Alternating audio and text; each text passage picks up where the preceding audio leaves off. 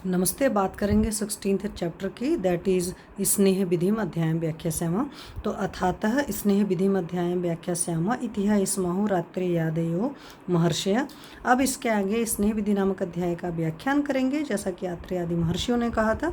स्नेहन और वृक्षणदम, तो गुरु शीत सर स्निग्ध मंद सूक्ष्म मृदु द्रवम औषधम स्नेहनम प्राय विपरीतम विरुक्षणम।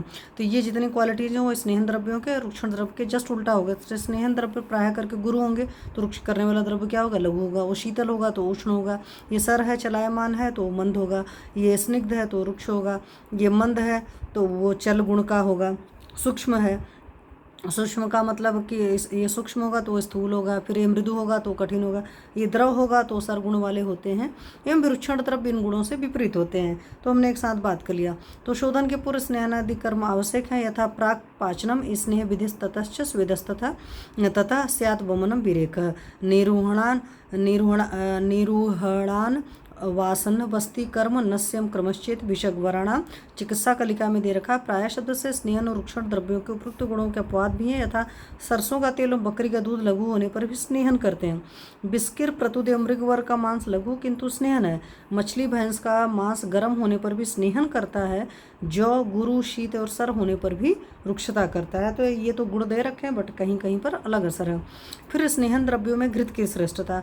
सरपिर मज्जा वसा तैलम स्नेह सुप्रवरम मतम तत्रापि च उत्तमम सर्पि संस्कार से अनुवर्तनात् माधुर्यात् विदाह्यात् वाज्य जन्म आद्यव च शीलनात्।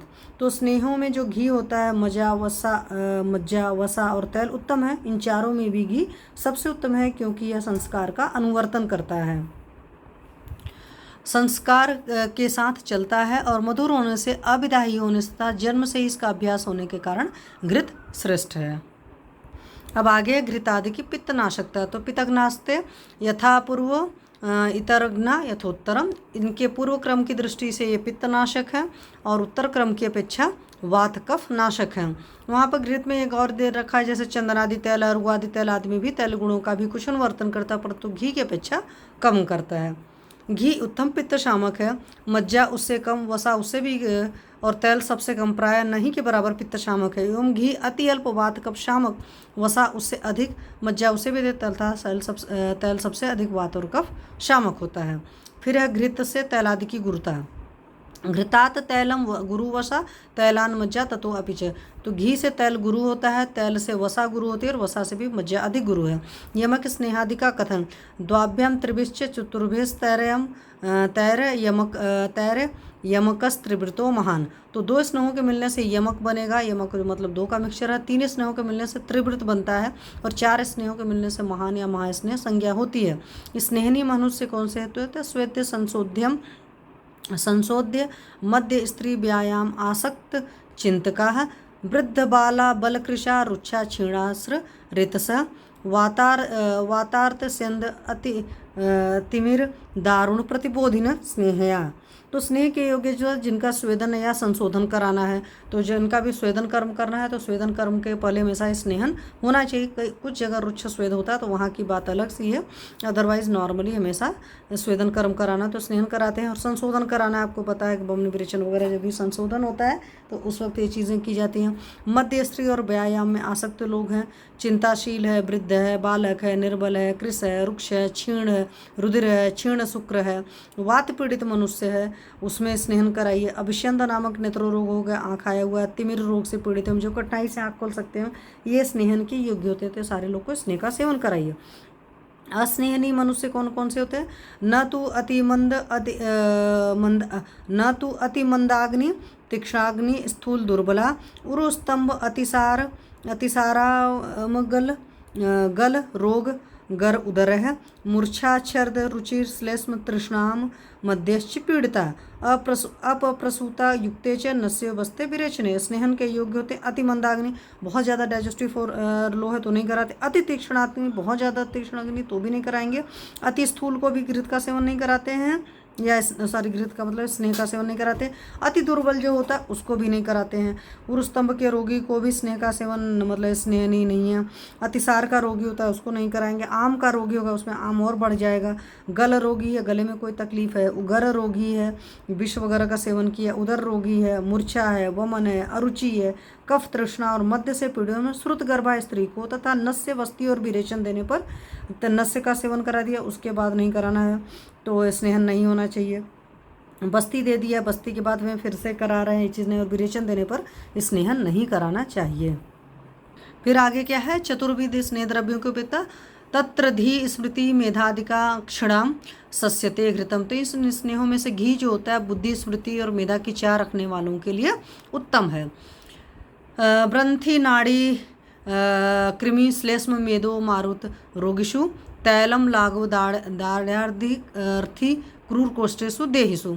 तो तैल जो होता है ग्रंथि, नाड़ी बर्ण, कृमि रोग, कफ मेद और वात रोगियों में तथा लघुता एवं दृढ़ता की चाह रखने वाले तथा क्रूर कोष्ठ इनके लिए उत्तम है। तो जो लोग भी क्रूर कोष्ठी हैं उनको आप घृत का सेवन उनको तेल का सेवन करा सकते हो।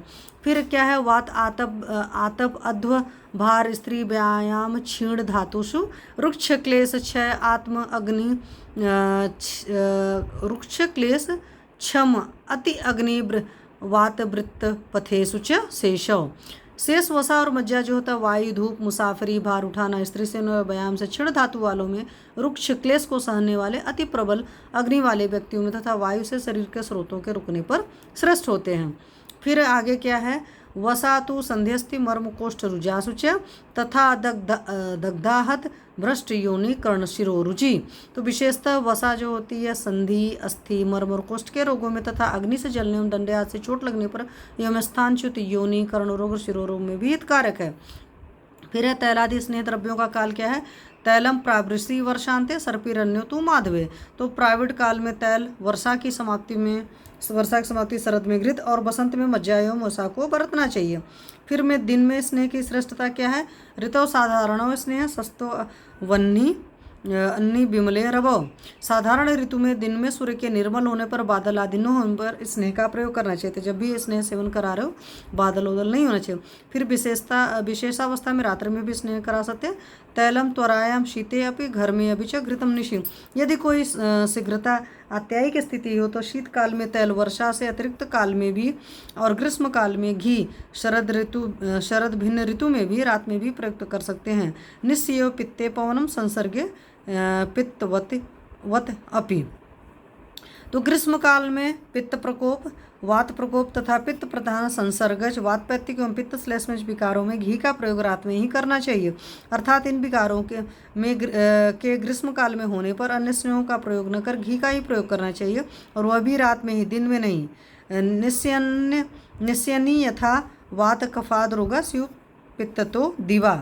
उपरोक्त नियमों का पालन न करने से अर्थात शीतकाल में रात्रि के समय घी पिलाने से वात कफ जन्य रोग होते हैं। इसी प्रकार ग्रीष्म ऋतु में दिन के समय तैल पिलाने से पित्तजन्य रोग होते हैं। स्नेह उपयोग की विधि, युक्तया औचार्यत स्नेह भक्ष्याद अन्नेन वस्तिभिः नस्य अभ्यंजन गंडूष मूर्ध कर्ण अच्छी तर्पण है। स्नेह को भक्ष्यादि अन्न के साथ, बस्ती से, नस्य से, अभ्यंग, अंजन, गंडूष, सिर, कान और आँख का तर्पण के द्वारा पर होते हैं। तो स्नेहन कराने के कई सारे हैं, ऐसा नहीं कि सिर्फ अभ्यंग कराना है। स्नेह का पान कर सकते हैं, बस्ती वगैरह दे सकते हैं, अन्न के साथ मिलाकर खा सकते हैं। जो स्नेह की प्रविचारणाएँ हैं कि आपने पता चला खिचड़ी है, दाल है, इन सब में डाल करके खाने का हो गया, और अंजन कराया गया, गंडूष कराया गया, सिर, कान और आँख में डाला गया। ये सब सारे बहुत सारे तरीके हैं जिससे का स्नेह हो सकता है। फिर स्नेह की 24 प्रविचारणा दे रखी। रसभेद एकैकत्वाभ्याम चतुष्षष्टि विचारणा। स्नेहनस्य अन्य अभिभूतवाद अल्पत्वाच क्रमात् स्मृता। इस रस भेदों के साथ तथा केवल स्नेह प्रयोग से स्नेह की 64 विचारणाएं बनती हैं। दूसरे भक्ष्य पदार्थों के साथ मिलने पर अल्पवीर बनने से 63 और बस्ती, तर्पण आदि द्वारा अल्प मात्रा में प्रयुक्त केवल स्नेह एक भेद, इस प्रकार क्रम से 64 प्रविचारणाएं होती है। अर्थात विविध भक्ष्य के साथ रसभेद से तथा अभ्यंगादि द्वारा प्रयुक्त केवल स्नेह एक, इस प्रकार 64 कल्पनाएं स्नेह की हैं। अच्छपेय स्नेह, यथोक्त हेत्व भावाच्च नाच्छपेय विचारणा। पूर्वोक्त अभिभूतत्व शक्तिहीनता एवं अल्पत्व के अभाव होने से केवल शुद्ध रूप में स्नेह का जो प्यान है उसको विचारणा नहीं करते, अर्थात किसी से न मिलने के कारण यह उद्भूत शक्ति वाला होता है, मात्रा बहुत होने से भी प्रभुत वीरशाली होता है। स्नेह से कल्पः स श्रेष्ठ स्नेह कर्म आशु साधनात्। यह अच्छे स्नेह की श्रेष्ठ कल्पना है क्योंकि इससे स्नेह के कारण तर्पण माधव आदि शीघ्र हो जाते हैं। फिर स्नेह की त्रिविध मात्रा का क्या लक्षण, तो इसमें है द्वाभ्याम चतुर्भिर अष्टिभिर यामैर जीरयन्ति यः क्रमात् ह्रस्व मध्य उत्तमा मात्रा तास्ताभ्यश्च ऋषियसीं कल्पयेद भिच्छ दोषादीन प्राग्यतु ऋषियसीम। तो 2 याम में, 4 याम में और 8 याम में जीर्ण होने वाली स्नेह की मात्रा क्रमशः हीन, मध्यम और उत्तम है।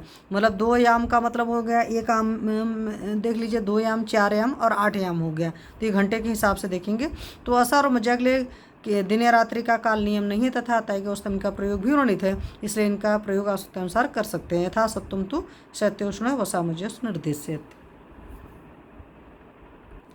फिर क्या, इनमें अज्ञात कोष्ठ वाले व्यक्ति में दोष, भेषज, काल, देश, बल, शरीर, आहार, सत्व, सात्व एवं प्रकृति की विवेचना करके प्रारंभ में ह्रस्व मात्रा से भी छोटी अर्थात तो 2 याम से भी जल्दी जीर्ण होने वाली मात्रा को वैद्य में ही अस्तने जीर्ण एवान्य स्नेहो अच्छे शुद्ध है बहु। शोधन के लिए सायंकाल में खाए हुए अन्न के जीर्ण हो जाने पर बहुत मात्रा में शुद्ध स्नेह पिलाना चाहिए। बुभुचित के लिए स्नेह प्रयोग शमन क्षुधतो अनन्नो मध्यम मात्रश्च सस्यते। शमन के लिए भूख लगने पर एवं बिना भोजन किए मध्यम मात्रा में शुद्ध स्नेह पिलाना चाहिए। रसादि के साथ स्नेह प्रयोग बृंगणो रसम आद्यादय सभक्तो अल्पः। बृंगण के लिए स्नेह को मांस, मध्य आदि भक्ष्य पदार्थों के साथ मिलाकर भोजन के साथ थोड़ी मात्रा में लेना चाहिए। हितः सच बाल वृद्ध पिपासार्थ स्नेहद बिण मध्य शीलुषु स्त्री स्नेह नित्य मंदाग्नि सुखित क्लेश भीरुषु मृद कोष्ठ अल्पदोषेषु काले चोषण कृषेषु च।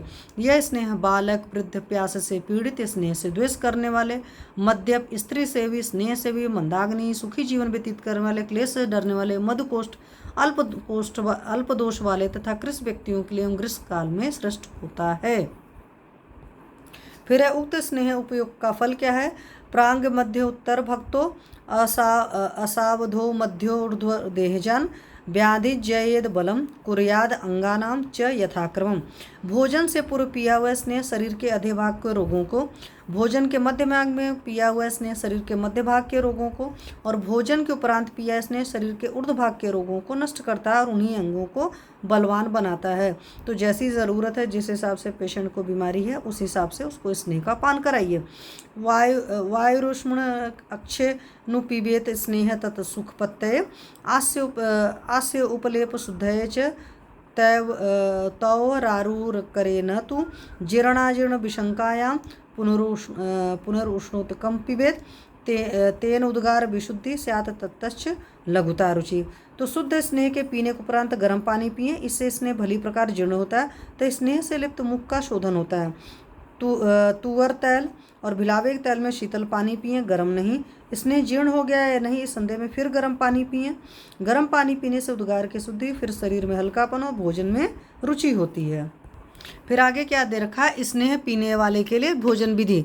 तो भोजे अन्नम मात्रया पास्यन स्व पीबन पीतवानपि द्रव उष्णम अनभिष्यन्दी न अति स्निग्धम असंकरम। तो भोजन का नियम क्या है कि जिसको कल अगले दिन स्नेह पीना हो या उसी दिन पीना हो या जिसने स्नेह पान किया है वह द्रव भोजन के साथ उष्ण अन्न जो अभिसंधि कफवर्धक न हो, थोड़ा स्निग्ध हो तथा पत्य अपत्य से अमिश्रित बहुत मिलावट न हो अन्न को खाएं। जितने दिन इतने पिया हो या पीना हो उतने दिन तक ऐसा भोजन करें। फिर स्नेह पीने वाले के कर्तव्य क्या है। उष्णोदक उपचारी स्याद ब्रह्मचारी छपाशय न बेगरोधी व्यायाम क्रोधोशोक हिमातपान प्रवात